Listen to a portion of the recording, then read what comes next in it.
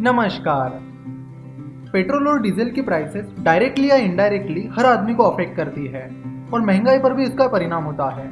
तो आज हम बात करेंगे कि पेट्रोल और डीजल की प्राइस कैसे निकाली जाती है और इंडिया में पेट्रोल और डीजल की प्राइसेस तेजी से कैसे बढ़ रही है।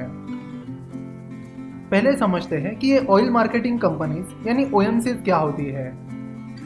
ऑयल मार्केटिंग कंपनीज का काम होता है क्रूड ऑयल यानी कच्चे तेल को खरीदना, फिर उस क्रूड ऑयल को किसी रिफाइनिंग कंपनी से रिफाइन करके उससे पेट्रोल, डीजल, केरोसिन एटसेट्रा निकालना और उस पेट्रोल डीजल को डीलर को बेचना।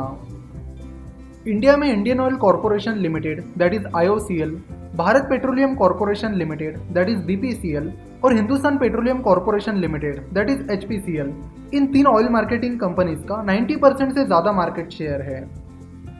पेट्रोल और डीजल की प्राइस कैसे तय होती है, अब उसकी प्रोसेस के बारे में बात करते हैं। पहली स्टेप होती है क्रूड ऑयल यानी कच्चा तेल खरीदना।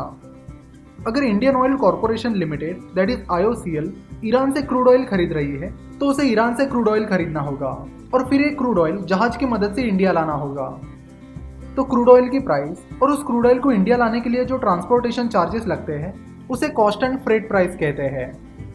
बाद में कॉस्ट एंड फ्रेट प्राइस में इंपोर्ट चार्जेस ऐड हो जाते हैं।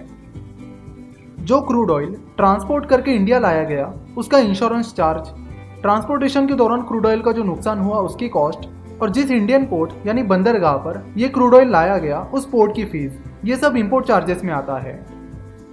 ये जो क्रूड ऑयल इंडिया लाया जाता है उस पर इंडियन गवर्नमेंट कस्टम ड्यूटी लगाती है।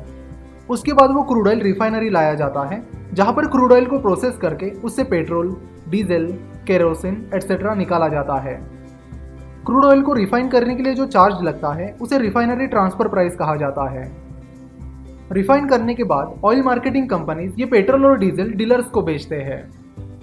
डीलर्स तक पेट्रोल और डीजल पहुंचाने का जो खर्चा होता है उसे इनलैंड फ्रेट कहते हैं। क्रूड ऑयल खरीदने से लेकर पेट्रोल और डीजल डीलर्स तक पहुंचाने तक जो खर्चे होते हैं उन सबको मिलाकर और उसमें ऑयल मार्केटिंग कंपनीज के मार्केटिंग कॉस्ट ऐड करने पर आपको टोटल डिजायर्ड प्राइस मिलती है। और जिस प्राइस पर ऑयल मार्केटिंग कंपनीज पेट्रोल और डीजल डीलर्स को बेचते हैं उसे डेपो प्राइस कहते हैं। उसके बाद सेंट्रल गवर्नमेंट एक्साइज ड्यूटी लगाती है और स्टेट गवर्नमेंट वैट लगाती है और पर लीटर के हिसाब से डीलर का कमीशन भी उसमें ऐड हो जाता है। ये सारे चार्जेस और टैक्सेस ऐड करने पर हमें पेट्रोल और डीजल की रिटेल सेलिंग प्राइस मिलती है, यानी जिस प्राइस पर हम पेट्रोल और डीजल खरीदते हैं वो प्राइस मिलती है।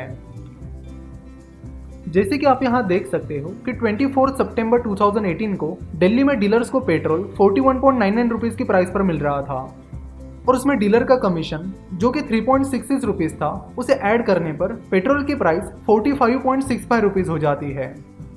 पर दिल्ली के लोगों को वो पेट्रोल 82.72 रुपीज़ की प्राइस में मिल रहा था। तो ये प्राइस डीलर को मिलने वाली प्राइस से लगभग डबल थी और ये इसलिए क्योंकि पेट्रोल पर जो एक्साइज ड्यूटी थी वो 19.48 रुपीज़ थी और वैट 17.59 रुपीज़ था। तो 1 लीटर पेट्रोल के पीछे 82 रुपीज़ में से 37 रुपीज़ सेंट्रल गवर्नमेंट और स्टेट गवर्नमेंट को चले गए। 2014 से 2016 तक क्रूड ऑयल की कीमतों में काफ़ी गिरावट हुई थी। 2014 में क्रूड ऑयल की प्राइस $110 थी और गिरते गिरते अगले 1-2 सालों में क्रूड ऑयल की प्राइस $25 से $30 तक आ गई थी। यानी इन 2 सालों में क्रूड ऑयल की प्राइस में लगभग 70% गिरावट हुई थी। पर इस पीरियड में पेट्रोल और डीजल की प्राइस में सिर्फ 20 से 25% की गिरावट हुई थी, क्योंकि जब क्रूड ऑयल की प्राइस तेजी से गिर रही थी तब सेंट्रल गवर्नमेंट तेजी से एक्साइज ड्यूटी बढ़ा रही थी और लगभग सारी स्टेट गवर्नमेंट्स तेजी से वैट बढ़ा रही थी। गवर्नमेंट ने इस पीरियड में पेट्रोल की एक्साइज ड्यूटी करीब 100% से बढ़ाकर 9 रुपीज़ से 21 रुपीज़ कर दी थी। कई सारे स्टेट्स ने वैट भी इसी रफ्तार से बढ़ाए थे।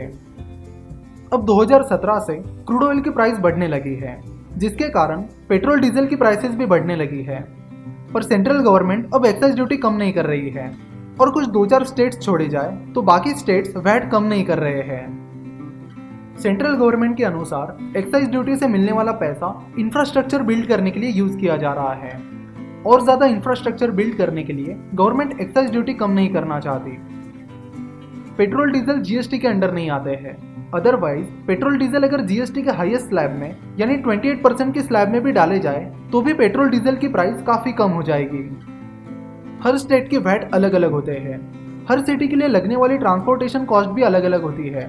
और अलग अलग ऑयल मार्केटिंग कंपनीज के डीलर्स का कमीशन पैटर्न भी अलग अलग होता है, इसलिए पेट्रोल डीजल के रेट्स सिटी वाइज और स्टेट वाइज अलग अलग होते हैं।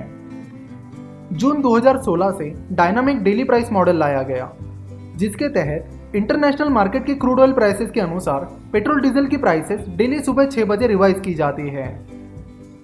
अगर आपको वीडियो पसंद आई है तो ज़रूर वीडियो को लाइक करिए और चैनल को सब्सक्राइब कीजिए। साथ ही इस बेल आइकन पर भी क्लिक कीजिए ताकि आपको हमारे सारे वीडियोस की नोटिफिकेशंस मिलते रहे। हमसे जुड़े रहने के लिए आप हमें फेसबुक और ट्विटर पर फॉलो कर सकते हो। वीडियो देखने के लिए और हमारे साथ जुड़े रहने के लिए आपका बहुत बहुत धन्यवाद।